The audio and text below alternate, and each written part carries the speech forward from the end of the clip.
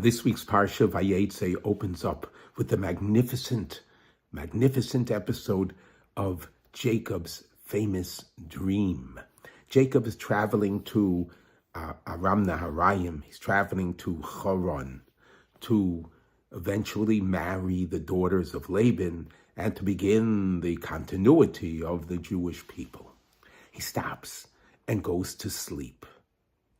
He has this amazing dream, and he sees the angels going up and the angels coming down, and Hashem speaks to him, and Hashem promises him that Hashem gives him the promise that Hashem will be with him and all the time, and Hashem will he will see his continuity through Jacob. The Jewish nation will continue through Jacob. It's the most amazing dream. Jacob gets up. When he wakes up and says, I didn't realize, I didn't know that this was such a holy place. This was the site of our holy temple, where the holy temple would be built. I didn't know this was such a holy place. Okay, what is the message? What is Jacob saying? I didn't realize. So Rashi explains, I wouldn't have slept if I knew how holy this place was. I wouldn't have gone to sleep here. Everyone asks this question, wouldn't have gone to sleep? But look what Jacob got from this sleep. He had this most amazing prophecy, this vision, this connection to Hashem. I didn't realize if I knew how holy this place was, I wouldn't have slept. Look what he got from that sleeping. So says Rabbi Avraham Yitzchak Kook, the late Torah luminary giant, the late chief rabbi of Israel. Jacob is saying, if I knew that this place had so much potential for holiness, I wouldn't have slept. Yes, this I communicated. Hashem communicated with me through the dream.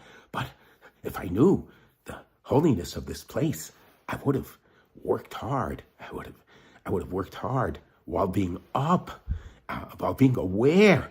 I really would have worked and directed my thoughts and my actions and prayers to Hashem. I would have done it while I was up.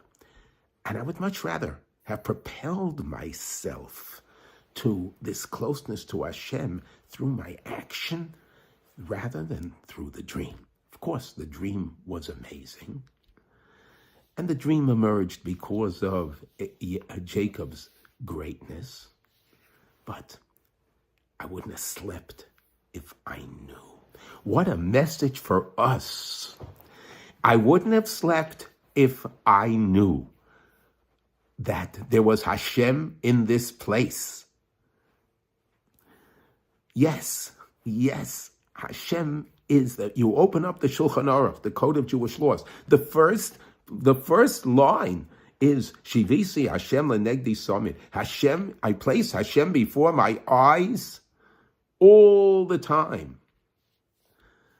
How many times in our lives do we forget the presence of Hashem? How many times in our lives, if we really knew and really sensed the presence of Hashem, would we have acted so differently? Would we have strived to grow? We have strived to improve ourselves. Would we have been more careful with what we're saying, with what we're feeling, with what we're doing? So this is a question to ask ourselves. Exactly what the Torah is saying. Because every place in this world has holiness. Every place has potential. Yes, the site of our holy temple is the holiest place on earth, and God willing, we should see the building of the holy temple.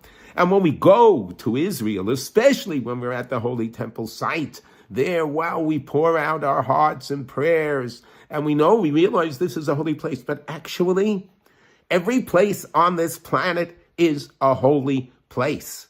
My home is a holy place. Do I realize how holy my house is? Do I realize that mezuzah on the door is a symbol of God's presence, God's special presence in my Jewish home? Do I realize when I pick up a siddur, when I pick up a prayer book, do I realize the potential? Do I know? Do I feel the presence of Hashem? This is a question to ask ourselves. Yes, in the Shulchan Aruch Code of Jewish Laws, we're taught place Hashem before our eyes. What do you mean place Hashem before our eyes? Hashem is always there. Hashem is always there. Place, because we have to feel it. We have to strive to feel it in our heart, the presence, and ask ourselves the question, am I feeling the presence of Hashem? And the Kitzur Shulchan Aruch says that as soon as you ask yourself the question, that is itself is an amazing super propellant. Let us realize the presence of Hashem in our lives, the presence of Hashem everywhere we go. And let's not, wait for after 120 years, after checkout time, when we see all the truths of the world. Wait for Halavai, we're here for the coming of the Messiah, and we find out all the truths.